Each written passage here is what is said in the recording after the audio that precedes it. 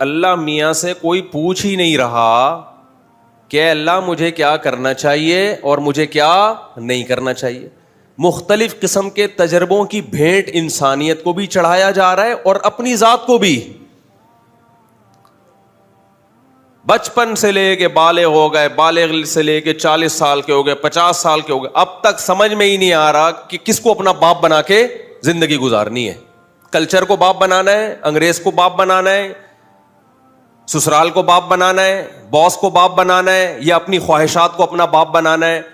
جس کو اپنے ابا کا ہی نہیں پتا ہو میرے بھائی, وہ کیسے سروائیو کر سکتا ہے سوسائٹی میں؟ آپ کے گھر میں 2 صاحب ہیں, ایک وسیم صاحب ہیں, جمشید صاحب ہیں. آپ کو پتہ نہیں چل رہا اس میں میرے ابا کون سے ہیں, اماں بتا ہی نہیں رہی. اب جمشید صاحب بھی آپ کو حکم دیتے ہیں بیٹا یہ کر, وسیم صاحب بھی حکم دیتے ہیں بیٹا یہ کر. آپ کہتے ہو یار یہ جو میرا ابا ہے اس کے آرڈر کو تو میں مانوں گا, اس کی وراثت بھی کسی ملے گی, مجھے ملے گی, اس کے کاروبار کو بھی میں سپورٹ کروں گا, تو اماں تو بتا تو صحیح, میں تو پاگل ہوا ہوں دونوں کی خدمتیں کر کر کے. اماں جس دن بتا دے گی بیٹا کاغذ میں یہ ہے, استغفر اللہ, یعنی سچی میں کون ہے؟ جمشید صاحب ہے. اوریجنل بھی یہی ہے ہماری سوسائٹی میں, خیر غالب ہے. کاغذ میں بھی کون ہے؟ بولو نا, وہ لطیفہ یاد آ رہا ہے نا, وہ ایک بچہ جو تھا اس نے کسی بزرگ کو جا کے چھیڑ دیا, تنگ کر دیا. وہ بزرگ تھے مستجاب الدعوات. مستجاب الدعوات کہتے ہیں جن کی دعائیں ٹھا کر کے قبول ہوتی ہوں. ان بزرگ کی جب بھی کوئی دعا مانگی وہ ہمیشہ قبول ہوئی. ان بزرگ نے کہا, اس بچے کو بد دعا دی, اللہ کرے تیرا باپ 24 گھنٹے کے اندر مر جائے. بچے نے آ کے گھر بتا دیا. اب ابا ٹینشن میں کہ بھائی یہ بزرگ کی دعا, چاہے دعا ہو یا بد دعا ہو, کبھی رد نہیں ہوئی ہے. اب وہ ٹینشن میں آ گئے. گھڑی دیکھ رہے بیٹا 12 گھنٹے گزر گئے, رہ کتنے گئے ہیں؟ 12 رہ. ٹھک ٹھک کر کے ٹائم 15 منٹ وصیتیں لکھ دی. بچے کو 2 چترول بھی لگائے کہ کمبخت تجھے یہ ان بزرگ کو چھیڑنے کی کیا ضرورت تھی. بہرحال جی 24 گھنٹے گزر گئے اور پھر بھی زندہ. خوش ہوئے یار, چلو فرسٹ ٹائم ایسا ہوا ان بزرگ کی بد دعا قبول نہیں ہوئی. اعلان ہوا مسجد سے, حضرات ایک اعلان سماعت فرمائیے, پڑوس میں جمشید صاحب کا انتقال ہو گیا. سمجھ رہے جمشید صاحب کا کیا ہو, یہ ہے تو لطیفہ, لیکن میں آپ کو یقین سے کہوں اگر عورتوں کو گھروں میں بند نہ کیا نا تو یہی ہوگا سوسائٹی میں, ہونا شروع ہو گیا ہے. اسلام عورت کے گھر کی 4 دیواری سے نکلنے کا قائل نہیں ہے. چھوڑ دو میڈیا کی باتیں, اٹھا کر پھینک دو باہر گلی میں. نئی تہذیب کے انڈے ہیں گندے. جتنی اوٹ پٹانگ قسم کی عورتیں آ رہی ہیں نا میڈیا پہ, عورت کو آزاد کر رہی ہیں, گھر سے باہر نکال رہی ہیں. آپ بھی مردوں کے شانہ بشانہ جاب کرو, آپ تقریر کی حد تک کر لیا کرو جا کے وہاں باتیں. اپنے لیے اس بیوی کا انتخاب کرو جو کہاں رہے گی, گھر کے اندر.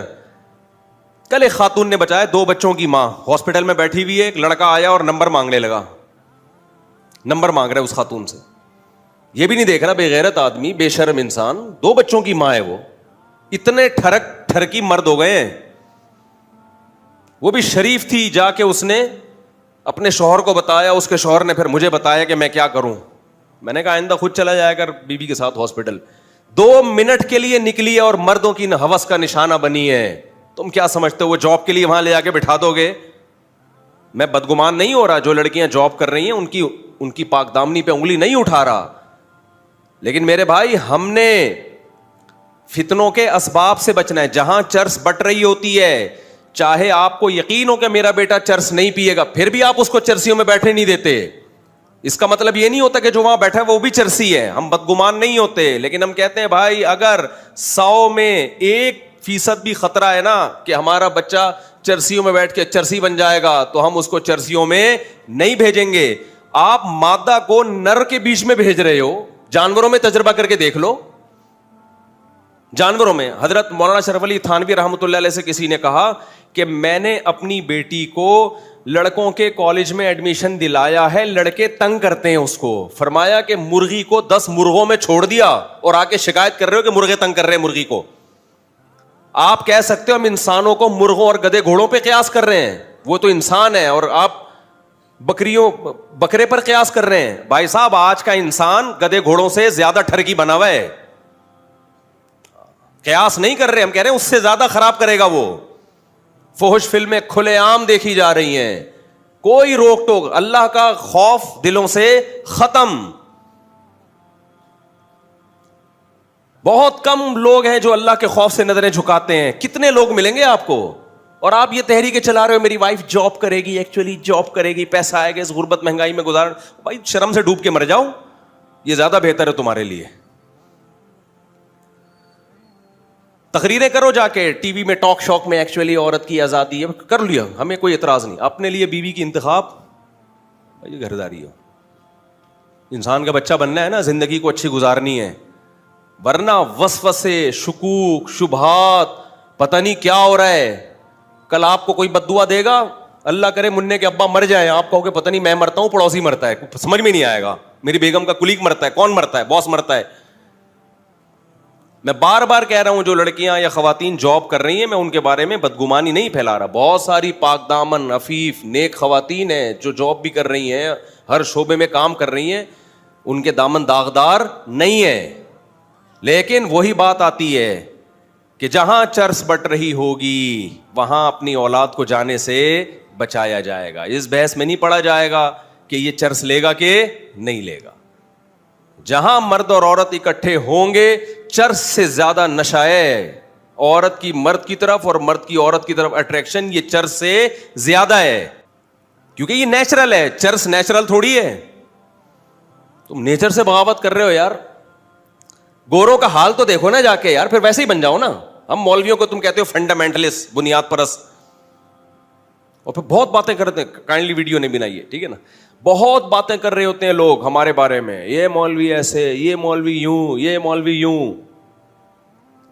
تم جا کے لبرلز اور سیکولرز کے حالات دیکھو, کسی کو کسی پہ اعتماد نہیں ہے, ختم ہوتا جا رہا ہے. تو اس لیے ہمیں اسلام نے گائیڈ کر دیا ہمارے لیے. اب میرے سے کوئی آ کے کہتے ہیں وائف کو جاب کرنی چاہیے نہیں کرنی چاہیے, میرے ڈیبیٹ کا راستہ ہی نہیں میرے پاس. تم اللہ تعالیٰ قرآن میں کہہ رہے ہیں کرنا فی بیوتکن, عورت کو کہاں رکھو بھائی, گھر میں رکھو, ختم.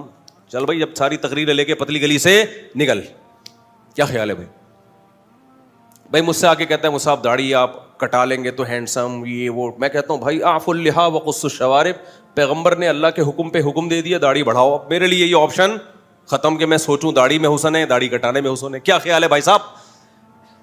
ایک کو خدا بنا لو میرے بھائی. کائنڈلی میں آپ سے یہ کہنا چاہیے, پوری تقریر کا حاصل یہ ہے کہ ایک کو کیا بنا لو, اللہ.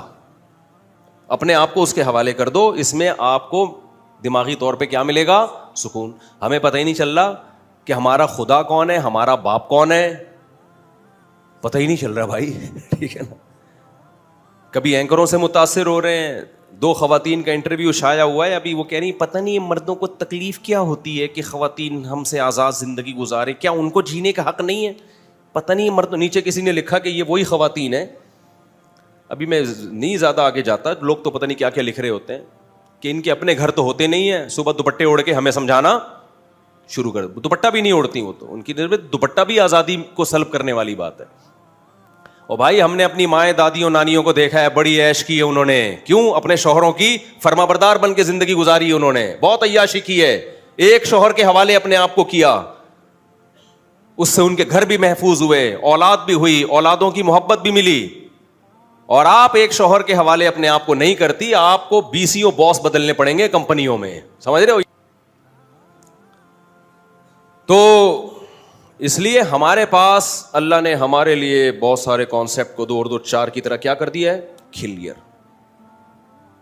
تو ایسے تحریک چل رہی ہے اتنی عورت کو آزاد بنانے. اس سوسائٹی میں خدا کی قسم جتنا ظلم ماں باپ کے ساتھ ہو رہا ہے نا, جتنا ظلم ماں کے ساتھ, باپ کے ساتھ, دیکھو جب آپ سیکولرزم کی طرف جاؤ گے نا تو پتہ ہے کیا ہے, ہیومن رائٹس کی باتیں بہت ہوں گی, ماں باپ کے حقوق برباد ہونا شروع ہو جائیں گے.